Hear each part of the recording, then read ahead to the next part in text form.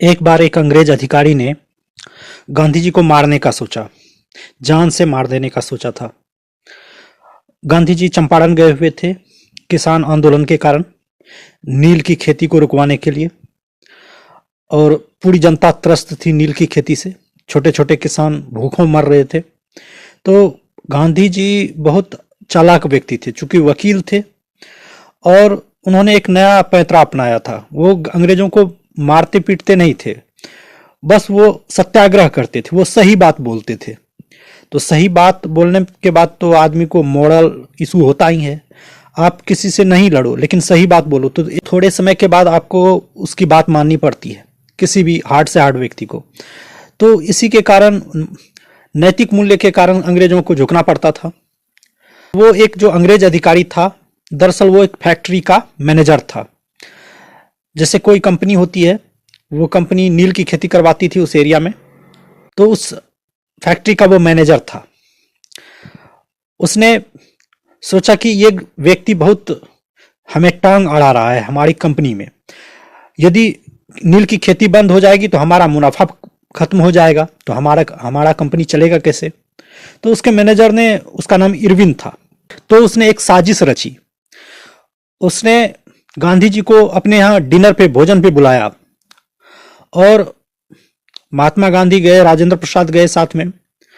तो उसने अपने रसोइये से कहा कि जाओ दूध लेकर जाओ गांधी जी के पास, इस दूध में जहर मिला दो और गांधी जी को दे दो। गांधी जी मर जाएंगे, मेरा काम हो जाएगा।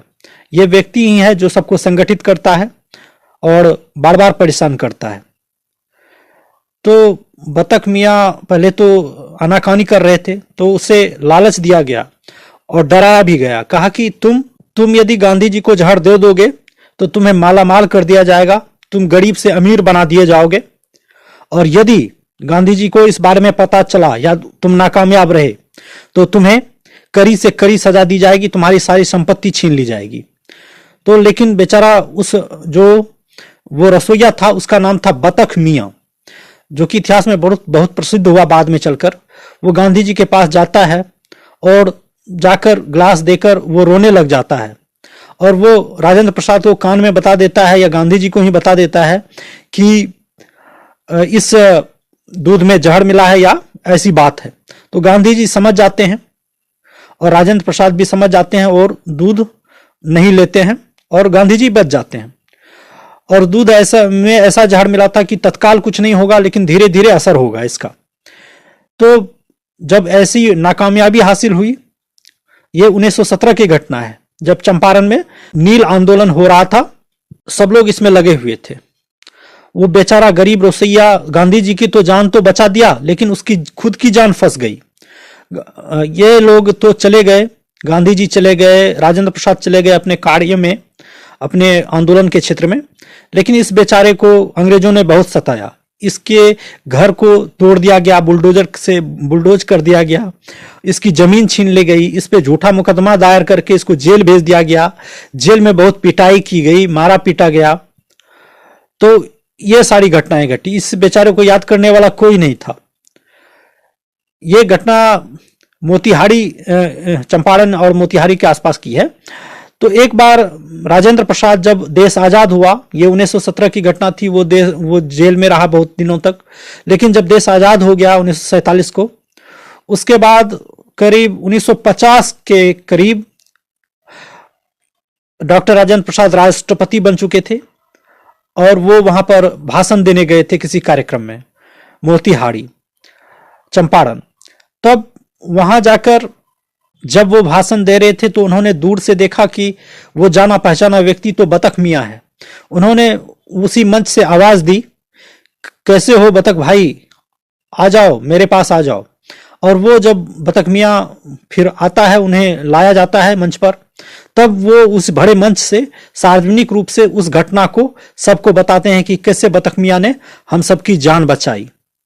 तो बतख मियाँ और उनके परिवार को वो लोग राष्ट्रपति भवन भी ले जाते हैं, राजेंद्र प्रसाद, और बिहार सरकार को चिट्ठी लिखते हैं कि इसकी जमीन आंदोलन के कारण और आंदोलनकारियों के सहयोग के कारण इसकी जमीन अंग्रेजों ने जब्त की थी, इसीलिए इसे 50 एकड़ की जमीन दी जाए।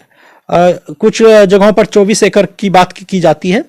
तो ऐसा ही कुछ था, 50 से 25 एकड़, 25 एकड़ या 50 एकड़ के आसपास उसे जमीन देने की बात कही थी। डॉक्टर राजेंद्र प्रसाद ने लेटर लिख दिया था। और लेकिन अभी तक, आजादी के बाद भी अभी तक उनको उस जमीन नहीं मिली है। जब वहां के डीएम से पूछा गया तो कुछ कागजी उलझन है जिसके कारण उन्हें नहीं मिल सका। तो ये दिखाता है कि अफसरशाही और लाल फीताशाही के कारण कई वाजिब लोगों को भी नहीं मिल पाता है। डॉक्टर राजेंद्र प्रसाद ने जब चिट्ठी लिख दी तो उसे दे देना चाहिए था, अब तक नहीं मिला उसे।